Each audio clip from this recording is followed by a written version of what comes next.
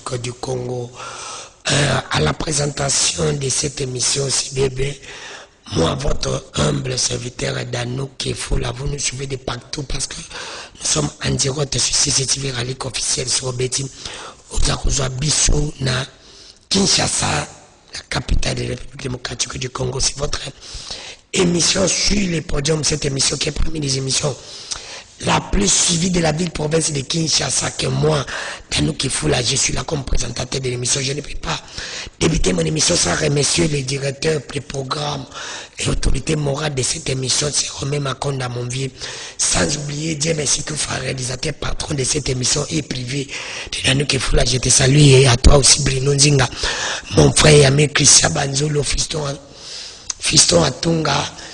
Et mon directeur de production du Domontiri, n'a pas sanité encore lui. Notre cordon, c'est l'honorable Raphaël Kiboka, l'homme qu'il faut, la place qu'il faut. PC Pembotena Yemoko, Kolochene Oyo, sénateur, Jean-Pierre Mbimba, Igwe, Place Azali, Kolanda, Biso, la famille Naïmo Bimba. Et à vous aussi, mon frère Géry Amboka.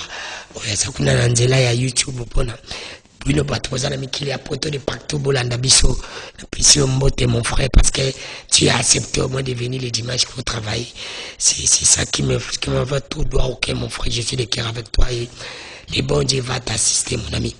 Aujourd'hui, j'ai reçu pour vous le prophète, le pasteur Richard Camon. Ça fait un peu trop longtemps, plus de 3-4 mois que tu as mis sur les podiums. Il est là avec nous, on va essayer de parler de tout son frère. Pasteur Richard Camon, bonsoir. Bonsoir, Papa Dan. Boni. Qui m'ezali, Zamba Zota c'est beaucoup naï. Kala. Ouais. Zamba Zota la monique et bien que vous m'aimez mais tout le monde merci, Pasteur Richard Camon, émission sur les podiums Apocalypse Bio. Pasteur Richard Camon, sujet de mission Apocalypse, tu connais le rôle. Il y a un faux pasteur, rôle, il y a un faux pasteur. Il est trop bête. L'histoire de l'angoma, avant de compter un sujet de mission, sujet particulier, le Camon, le Boko, le Bango, avant. Là, il y a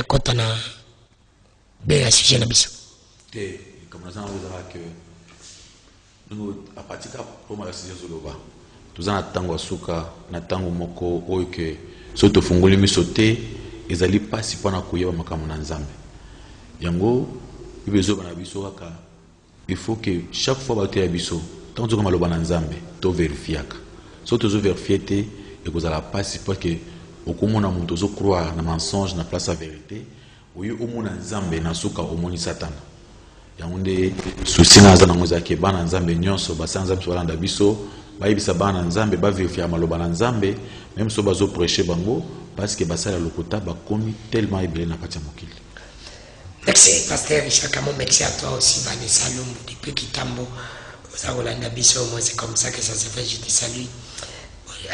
Bon anniversaire, toujours ça continue parce que au Tchobotama, calamité et pasteur Richard Camon, avant de compter dans le sujet, au Yuki Makambo et Salemina Goma, il y a un taquet mon salanza Mokolo Bani.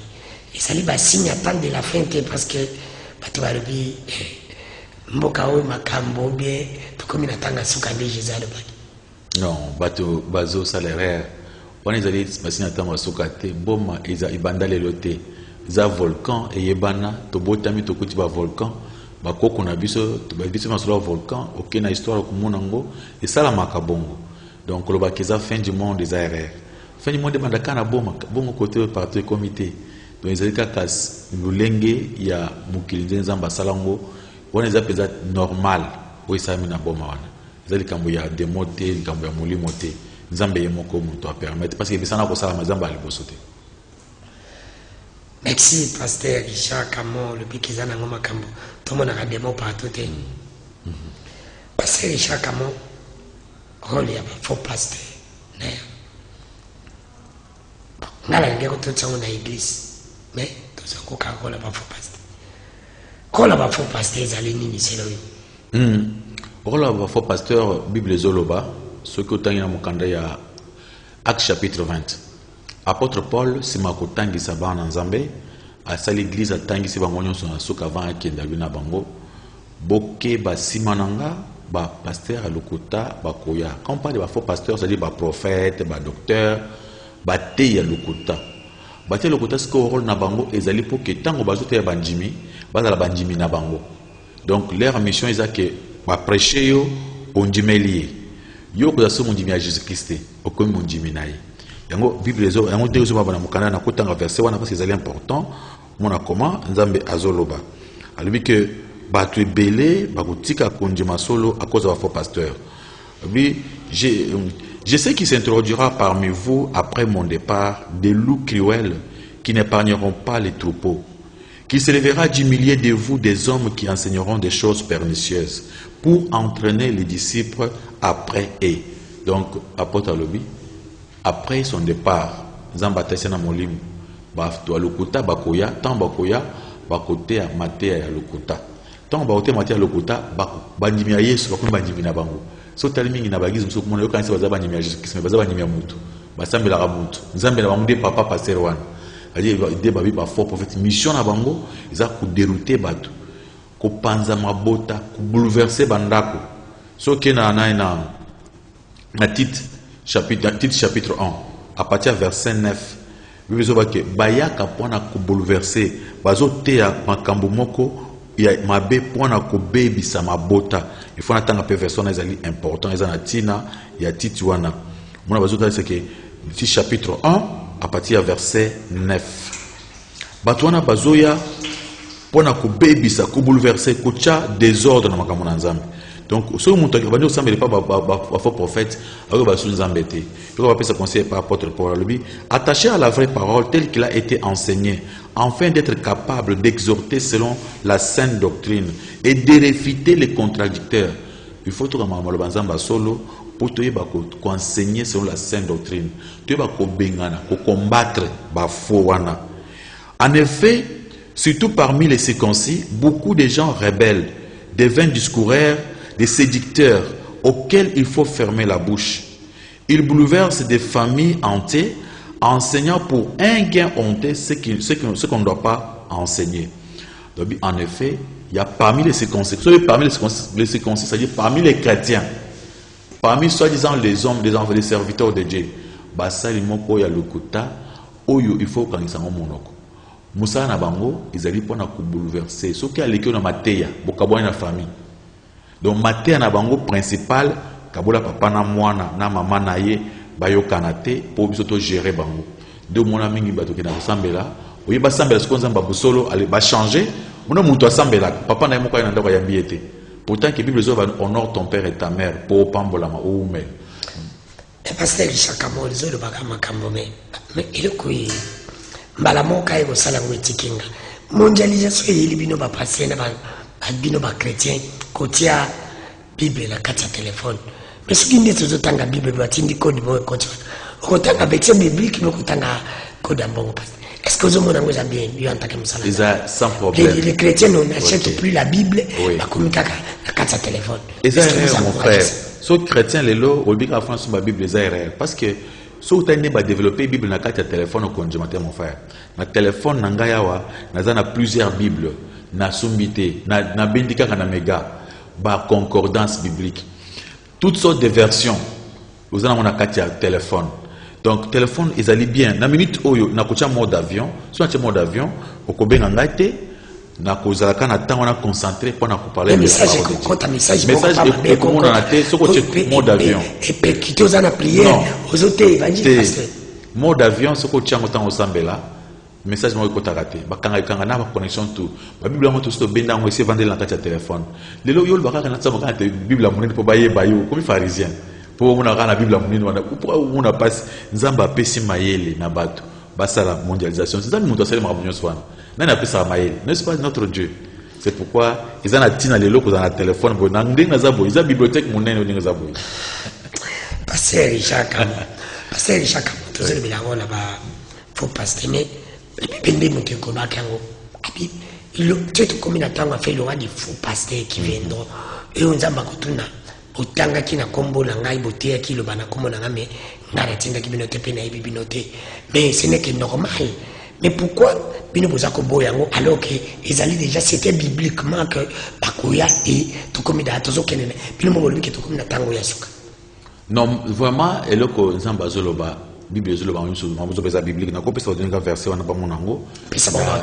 Ephésiens, 1 Timothée chapitre 4 verset 1. Je le dis bien. Mais l'Esprit dit expressement que dans le dernier temps, quelques-uns abandonneront la foi pour s'attacher à des esprits séducteurs et à des doctrines de démons, par l'hypocrisie des faux docteurs, partant la marque de flétrisserie dans leur propre conscience. Donc, Nathan to komi asuka, te belé, clairement. L'Esprit dit expressement que dans le dernier temps, beaucoup de gens, bakotika konjima solo, bakamana konjima ya ba démon, mulimu ya bundoki, et bandako sala. De mon nakati ecclesia, mulimu wana zo sala ya ndoki. Bakomi na Bible. Babi ils allaient pousser par ba docteur à lokota, ba faux passer. Moussa na bango, ils allaient pour que mulimu ndoki et sala. Na tango to zali oyo. Yango bazo ke il faut que ba rechanger matéria. So na ya balakisi matéria batéaka, o batona batéaka. Par le passé de progression na verset 3. Prescrivant de ne pas se marier et de s'abstenir des aliments que Dieu a créés pour qu'ils soient pris avec action de grâce. Parce que tout ce que Dieu a créé est bon. Donc, Nzambe a créé dans ce bateau balia, bateau wana bafo bako pekisa bateau, kubalate, kulia ngobate, kulia mafutate, kulia musonite, bakomi ke ezali biloko ya basaya lokota bakona tango asuka. Babi liaka matiti, soko li musu Nzamba ko silika. Nzambe alobi awa biloko ngana keli bolia mais bango bako pekisa.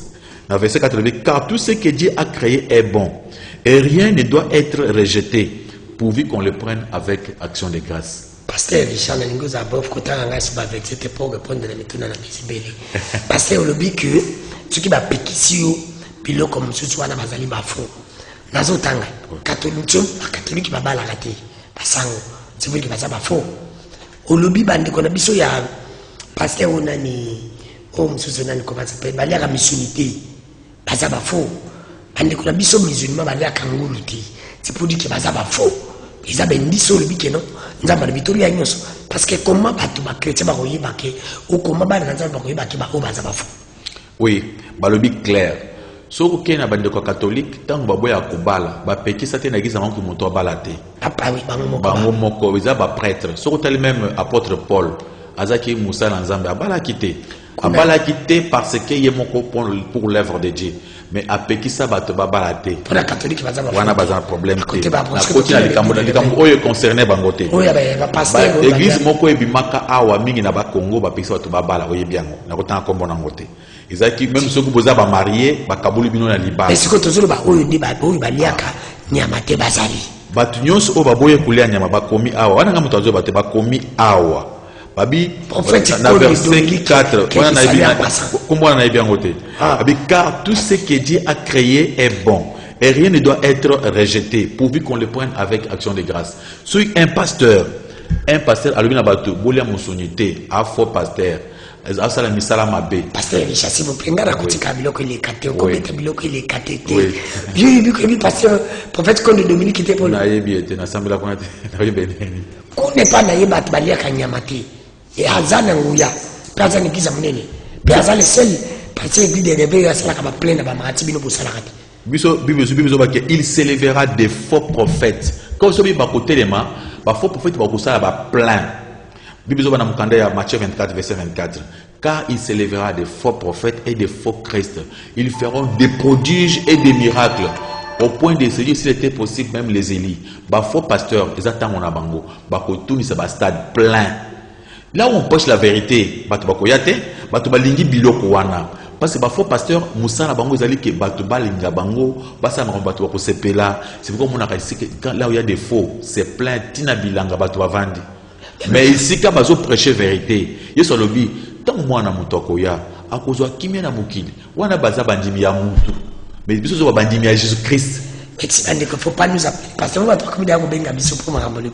Nous benga te moti na biso mais c'est tout nous sommes en direct pas de benga. Parce que chaque mot.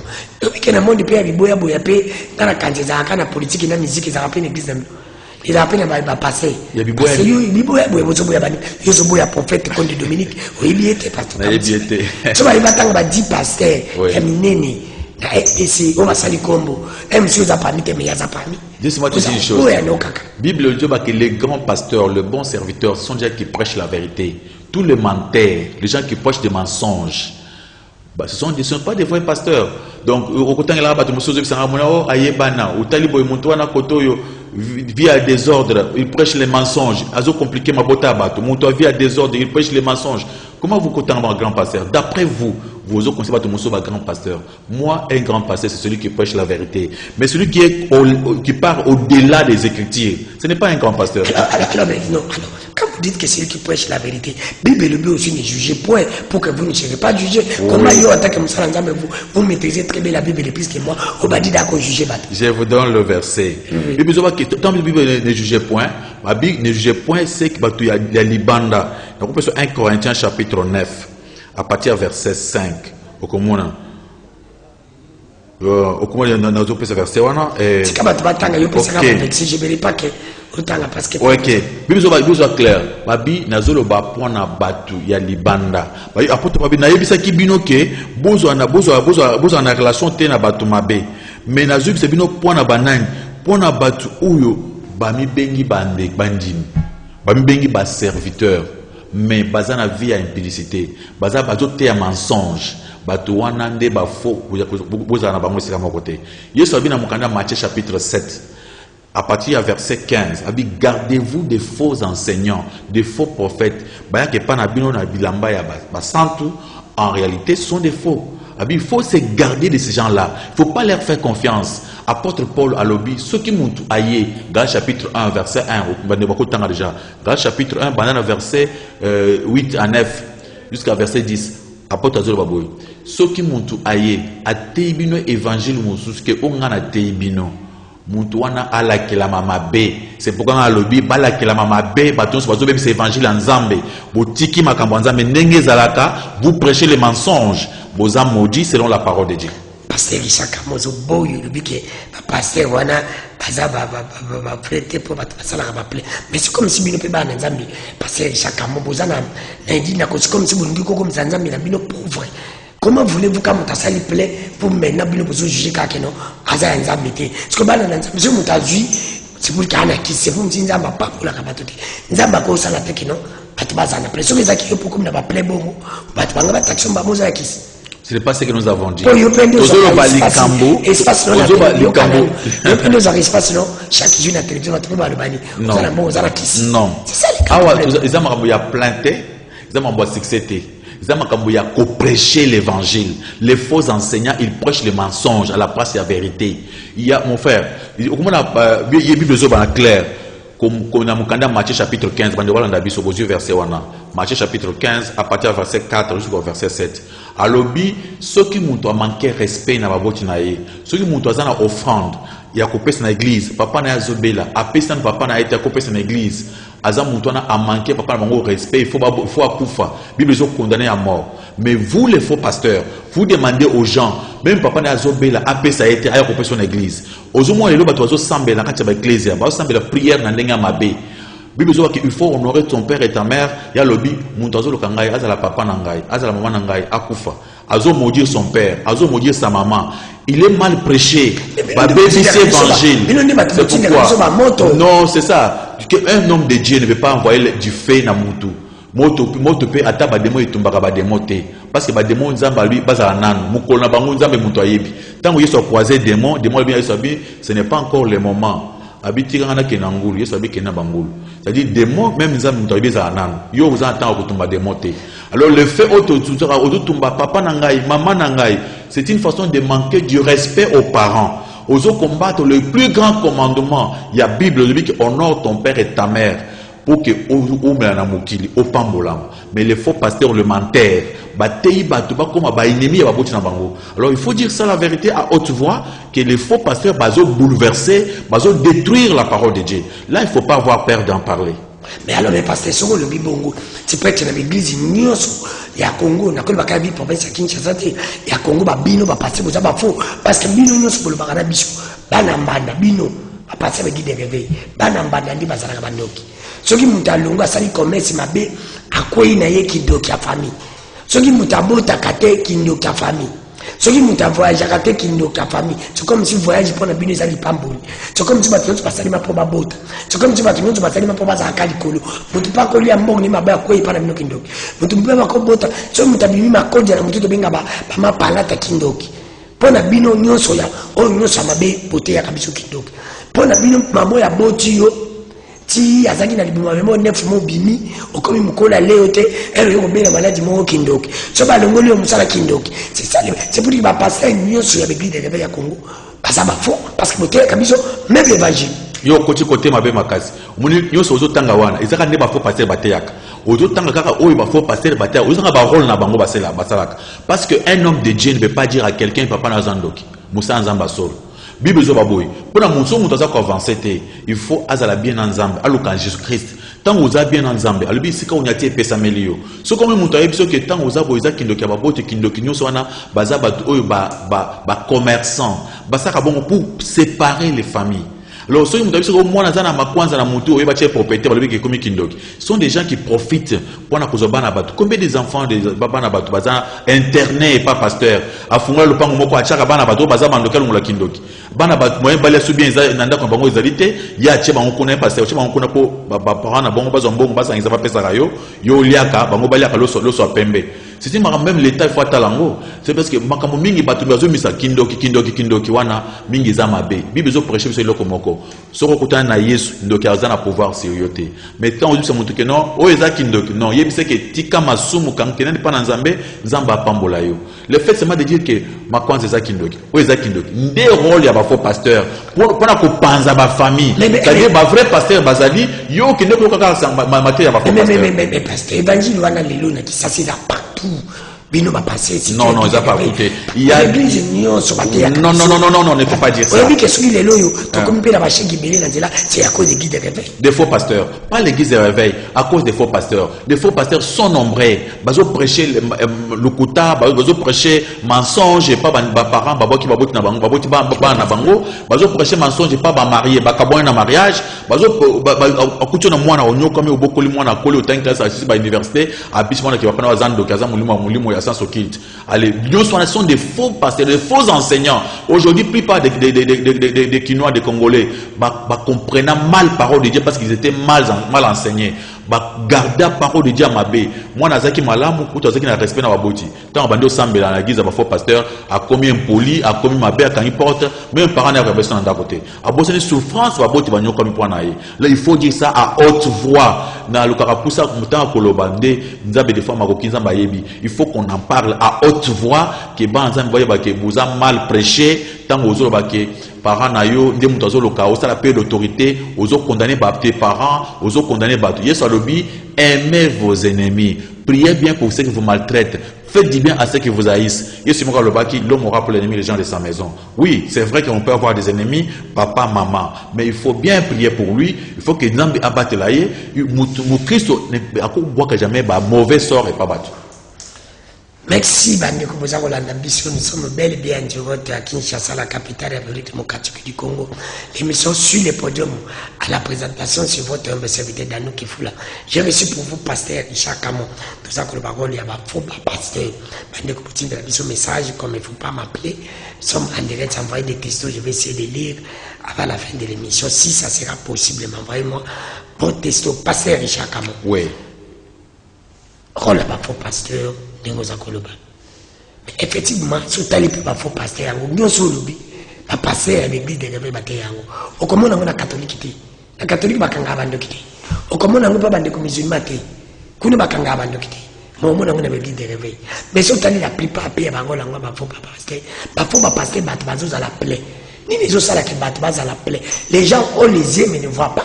On veut te communiquer à la tango ya suka na zomi na première question na ngai début. On nzamba ba ki na tango ya suka a passer les belé bakoya na kombo na ngai. Mais comment maintenant ba na nzamba ba yiba bango?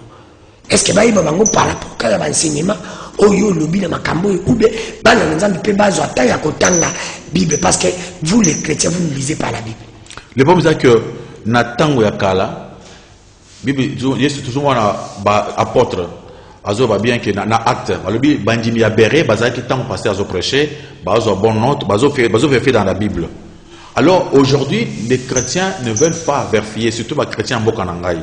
Parce que pour ça, ma méthode à vérifier. Parce que pour ça, tant que vous prêchez à bien papa nangarobi. Directement, azu photo naïe, azu photo. Tant qu'il y a une église. Oui, c'est ça. Tant qu'il y a une église, azu photo ya papa wana, achena nzoto. Azu muna iloko la nzambe. Donc c'est ça l'idolâtrie. L'idolâtrie n'est que péché à mon haine. Oui, bah tu vas commettre. Oui, que tu me sois sala, ne bani, on me sois sala ba œuvre d'art na bango, bike kona bango. Alors les autres maintenant, et que causa pasteur, y est mon en personne et que causa loba. Est-ce qu'on est que kumunen? C'est quoi bien? Ces hommes-là sont des faux apôtres, des ouvriers trompeurs, déguisés en apôtres de Christ. Cela n'est pas étonnant, puisque Satan lui-même se déguise en ange de lumière. Dès Corinthiens chapitre 11, verset 13 à 14. Batumingo zumuna wana bazaba faux pasteur, ba se déguiser en apôtre de Christ. Moi je connais une émission qu'on a kenda quelque part, émission catholique. Il y avait un bazo kanabandoki. Là, ceux qui vous ont informé, moi j'ai déjà vu cela. Oui, il y a des prêtres comme ça. Et belé basa, na mona bango côté belé bazo kangabato kindoki. Mais depuis na kina on a mona penza mingi et ça la makate. Mais le problème c'est que tout ça a poussé que bato va prêcher la vérité. Ma péché vérité, batumi ki baso oh ba passer église de réveil. Muntu la mokina tongo mon frère abeti munda na ye, amoni ke kuna ezo mata, ezo simba abeti munda, azubul na ye, abandi ko sa prophétie, azutambola azuto basango na ye abeti apeso prophétie, bazumbongo. Parce que musana bango kamba tamba bateka mabwa kitoko, yamba voyage, yamba mbongo, yamba libala, tellement que ba fille c'est pourquoi comme il plein après mais là où on prêche la vérité les gens ne veulent pas parce que la vérité c'est quand on vérifie la parole de Dieu pour qu'on ce qu'ils ont vrai. Mais pourquoi les gens ne suivent pas la vérité? Parce que ils en a pas si ou bien c'est parce que facilité. Normalement je comprends, il y a une chose on a kamwaka des fois tu balobaka biso au kosa congolais aux makambo na livre au tchele na table oui c'est na boya mo lobby combien na table otangate obi ba congolais tozali awa tozana critique moko mabeke ata otangi ba université aussi dit ça au mona congolais atanga université aza professeur université mais atanga bible na été azongi makeno vendre na ba kosa ye tant vendre na ba kosa lobi amen c'est ce qui se passe bien. On a attaqué au monde, bato bazo sambela boy dans telle quatre église, bato bazo sambela passer azo kosa le kota, bazo amen, on se poser question bato yo, baza ba professeur, ba muso bato batanga mingi, mukino ko azo tanga oyo, mais comment monto yo azo se retrouver te? La compagne ce sont des choses spirituelles. Mamba mulimu pour comprendre il faut ça pousser par l'esprit de Dieu. Passer chaque mbombo kesengo mboko Congo mboka ba problème mboko yo olali na tongo na koma kuna volcan olobi tokola muka kiseke de comme mokonjo kabila tikela ko Congo batikela ba problème ezana mboko yo ba passer batia ba kal ba politicien batia zambi ribite zambi sala nga selo yo kaka po Congo yo makambeze bele passer chaque. Oui. Est-ce que nous avons makambo ezali ko salema na évangile? Et au monaka pasteur abimi l'église atei bato babana nzamba liba amen baso baza ko koya situ bana basi bakoya ka na yeba te so ba pasteur bozoka kisa edingwe oya betaka mituka kazo fente bokoyi bakoya ka mingi so moni bana nzamba baza ko zo ba prophétie belé mais makamba za ko zo ba prophétie nza ko kokisa matema zo ya kaka na mulembe et mutala ko mimi lobi mais o to sana tango asuka beni et mutala ki évangile kongelo misangai pasi na isengo na ngore ponte mutuno okomona ba jouer ba olo ba wazana kisi ba musicien mukili bazaka kisi mais basala ba acte moko ya malamu mais ba musicien chrétien na ba passer ba na mbongo mais basala ka tante malamu obi lelo na fande na za ko préparer mission na yo na moni de ko fali yo yebiye de ko fali ya mukili na mona kaye omona ye omona kaye mais passer nani kondo mo yebiye ye na pote gizo wana te ndeko fali oyo mona kawana azali vedette ayebani bato ndeko fali oyo mona kawana aza vedette oui azimbongo na ye ya pasi ya kindoki akeko bimisa bandeko na hôpital asali acte moko oyo ngai epousse nga na lobango abimisa bandeko na hôpital matente bazangi mais natikala komona te leo mbongo matu Samuel o nani akomisi Mike Kalambai passe Moïse biye même bino soit disant batanzambi bo sala yango mais ba passer ba millionnaire pe ba leki ba musicien ba musicien chrétien pe ba na mbongo ba leki ba musicien mais pour nani ba sala kangote actuellement tokolo bani parce que soki mutasali acha malamu wana ezali mbongo ya mabe nzamba ko côté ete parce que yo zana mbongo soit disant malamu au sali le côté ezali ekana ko sipiki. OK, faut tout comprendre place wana. Bible dans 1 Corinthiens 13 pour nous expliquer ce qu'on appelle l'amour. Alors, quand je distribuerai tous mes biens pour la nourriture des pauvres, quand je livrerai même mon corps pour en être brûlé, si je n'ai pas Jésus, si je n'ai pas la charité, si je n'ai pas l'amour, cela ne me sert à rien. Ça ne sert à rien. Il y a Nazumbongo Mouyibi, Yakindumba, Kopesa Batu, Ezana Tinate. Ezali kutu et puis c'est ça bekanda makas. Dans Matthieu chapitre 6 à partir verset 1 2 3 lobby, gardez-vous de pratiquer votre justice devant les hommes. Ce sont des gens qui font des choses pour en être vie, pour acclamer. Biso ba pasteur songa sala bolam nazana poussa ya caméra té mais pasteur bobo oui bozo té ya biso bozo ko sabatu na ba témoignage bozo élection na TV bon ko sala malamu ko kaba non ko sala malamu ko kaba yeso apekisi bato ba mona alobi gardez-vous de pratiquer votre justice devant les hommes balobi ce sont des hypocrites qui font ces choses alors bande ko wana ya mukili baza bato moko baza poussa ba yebana donc musa ba betele maboko azo benga azo pesa bato mbongo ba betele maboko ba sepela na ye mais ce n'est pas pour Jésus-Christ. Nous les chrétiens éthiopés ça pour Jésus, pour l'amour du ciel. Alors quand nous puissions un pasteur a nous pesa pas dans Zambé et vous allez en secret. Ceux qui pasteur a eu caméra à quelque pesa bato biloko ba check caméra, c'est un faux pasteur. Aza en dehors la parole de Dieu. Na mona kila babona ni parti abengi ba maman ve ba za biloko l'église azo élection na TV. Bongo wale za azo pesa baba saka lui azo élection. Au mona ki bongo pasteur ou bien païen. Pasteur. Non. Là c'est là il est dans le faux. Babi gardez-vous, je suis dans le livre de Matthieu chapitre 6. Il faut appeler ça bien. Gardez-vous de pratiquer votre justice devant les hommes pour en être vie. Autrement, vous n'aurez point de récompense auprès de votre Père qui est dans le ciel. Lorsque donc que tu fais le monde, ne sonne pas les trompettes devant toi. Tant aux autres, la main droite, main gauche est battée. Pasteur, ok, obéti ngonga, bande quoi, caméra télémi. C'est un faux pasteur. Il est faux pour Ayebana, comme député. C'est ce qui se passe. Mais c'est ça le grand problème. Mais attends, Bandibinabino, Basala Kango, qui m'a mis secret, Basala Kango, mais il est passé dans Mutokinaï. Ah oui. Ce qui bateau, Basaki n'a dit qu'il t'a dans l'hôpital. Il y a Cindy Bango. Et ça répond sur qu'il le fasse en secret. En secret, parce qu'il le fait pour Dieu. Non. Dieu a interdit à Pekisi na Mokuse au Salango na miso batute. Batumusu basala pe ko batane vana lo batena sakate. Donc ce qui nous sala bolamu c'est un secret. Kende na police zo biloko pesa bango. Papa uchi mutu caméra mama zo sala loso. Mama munne olanzala bacho caméra ko osambu ici. Pourquoi ça? Na yé mutu apesi bato bamoni balekisi na TV. Aide bato na moto ya yé na église. Balobi bato bazana $1000 libili bochaka baya kozali pamboli bato bana 5000 yepa ye bato ba filmer apesi 5000 na la salle mabe na samana bango nyonso ba salle mabe. D'abord c'est très interdit. Ba pasteur moko ya faux pasteur rôle to ba yo maté ya faux pasteur. Oui. Rebi bango nyonso ba salle mabe. Ba salle mabe. Mais c'est ce que ba salle mabe pasteur oya za na église ayebi ke ezali mabe matindi mundi ba sala mabe. Nani suka za na kata mabe bakati. Donc bango nyonso mibale. Et le pasteur n'a montazo pesambong. Balobi, gardez-vous de pratiquer votre justice devant les hommes. Tout qui passe à lobby, ce sont des commerçants, azana maele mabe, pour na kobenda mutumbongo, babi bato bazaba orgueillé.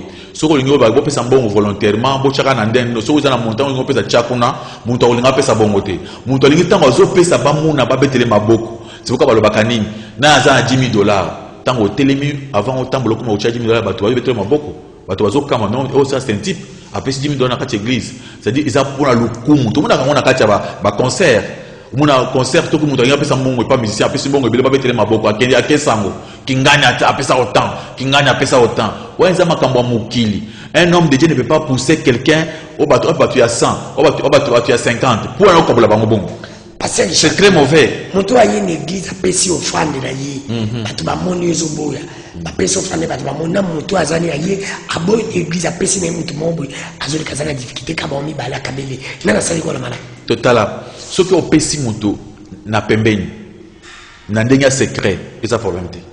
Mais ceux qui okomi kopesa ba mona ba beta maboko e baby.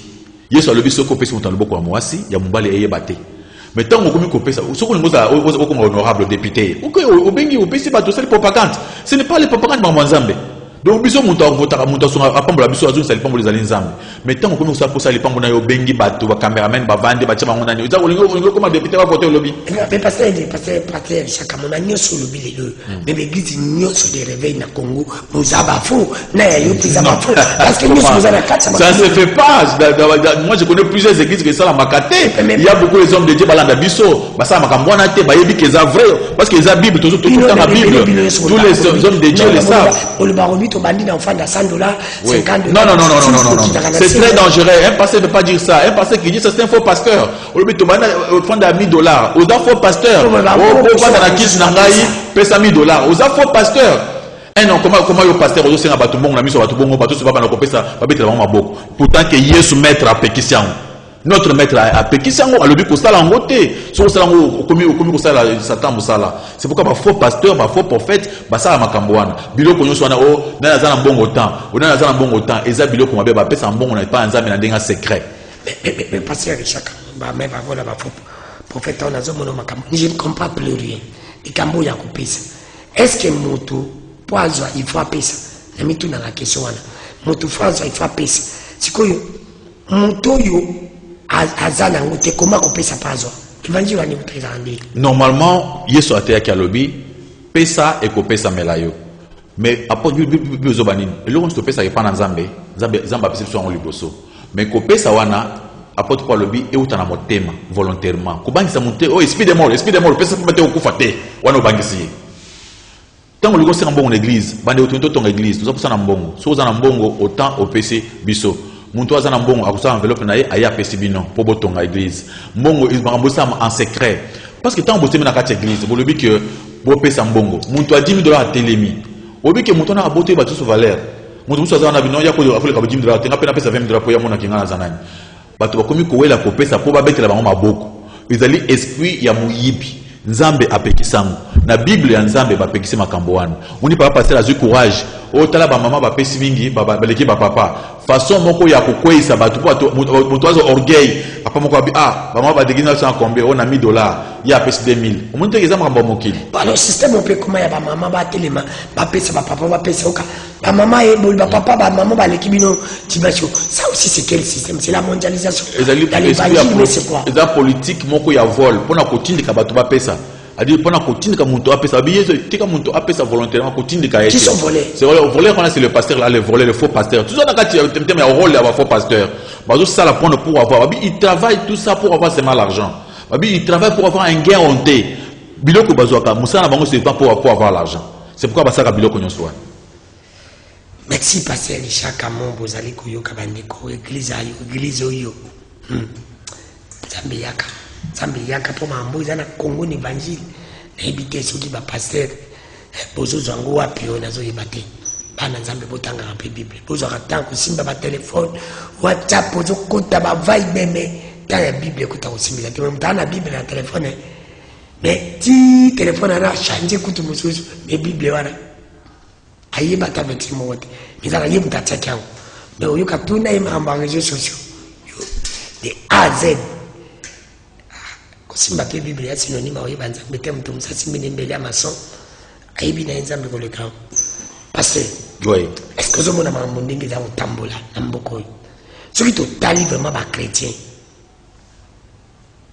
na ba no chrétien banani baza ko pousser baninga basa masomo est-ce que zali ba chrétien beza ba no chrétien pourquoi na tout mutu bato mutu baza ko babité na bango bato bakende église na fanda na ngai azo qui ne suit église parce que comportement ba chrétien zali mabe alors ça c'est ezali kaka bango moko ba chrétien ezali nde ba pasteur na évangile na bango ya mabe bazali ko dégoûter nde ba ou bien ezali ba comportement ya ba chrétien nde ezali mabe yango baza ko kende église. Le problème c'est quoi mutu nyonso azakela mwanzambe nzamba kela ki pona asala musana ye alinga ye amipese pana ye so yo okumi okosamba te pona bato pona ba faux pasteur yo sambela te wa ça dit yo nde oza faux yo nde oza problème parce que bible zo bana bokana ngai na Apocalypse chapitre 2 à partir du verset de l'obinine Je connais tes œuvres, ton travail et ta persévérance. Je sais que tu ne peux supporter le méchant, que tu as éprouvé ceux qui se disent apôtres et que tu les as trouvés menteurs. Donc, Nzambe azokumisa église ya oyo. Alobi na yebi ba œuvre na yo. Na yebi persévérance na yo na makambo na Nzambe. Tango bato ba munike bato bazo te mabe, batali bango, ba éprouver bango, ba bison ba menteur.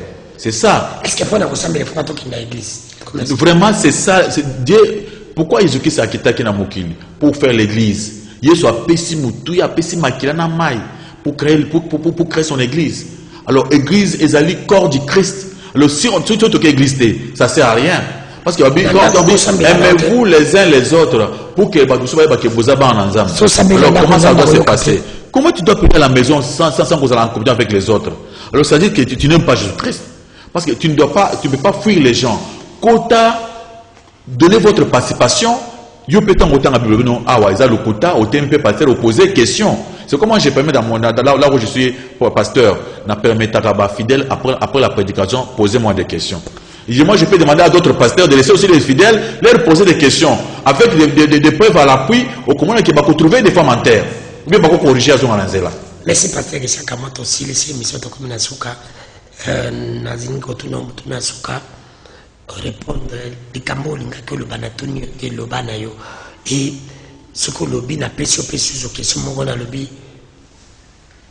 pourquoi rôle ya ba faux pasteur et à 90% pasteur nyonso na makambo le bin na Kinshasa ba faux habite que nyonso na 90% ba faux na makambo le bin et nous avons comme on a église za cause à libérer ebele vraiment za kobota maneti mayibo masumu peza ko bakisa mebele na Congo pe bana na Nzambe azali ko bakisa mebele ya kozala ba chrétien mais na masumu omilo bani. Oui, na pesa merci pour la émission na yo au CPLA quand des fois ba avec monsieur Bimaka d'autres monsieur babanga ka so ça me quelque part akulinga ba pasteur te que so ya problème mususu ekuluke ba problème mais normalement il faut te yeba que le Kamolobi est vrai tout ça na 90% il y a des faux pasteurs ou il y a des églises ébélées. On peut avoir moins 10%. Les 10% là, il y a beaucoup des hommes de Dieu. Parce que mon colo élite, il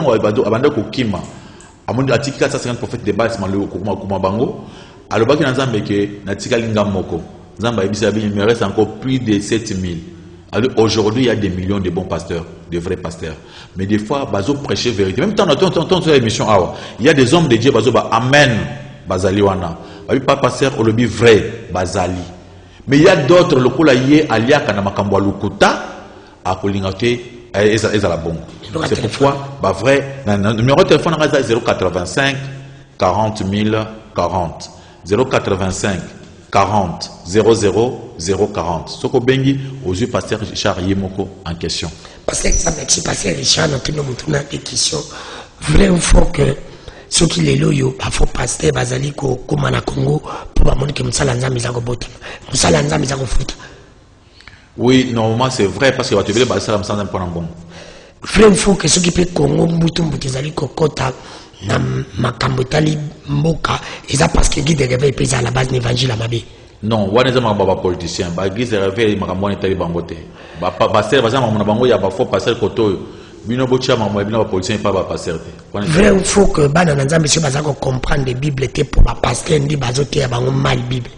Oui, c'est parce que baté bango mabe pour ba yeba vérité te. Bazo kanga bango ba zipama. Parce que ba yebi vérité et vous avez malamu te bazo fina bango.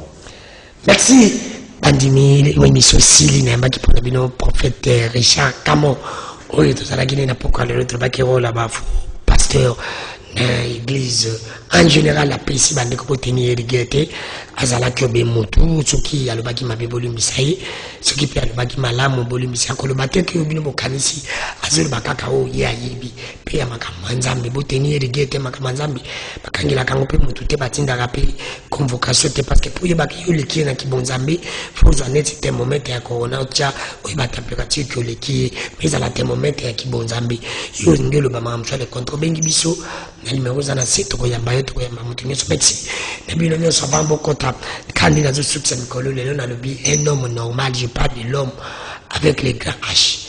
Un homme normal ne peut pas avoir plus de 5 ami.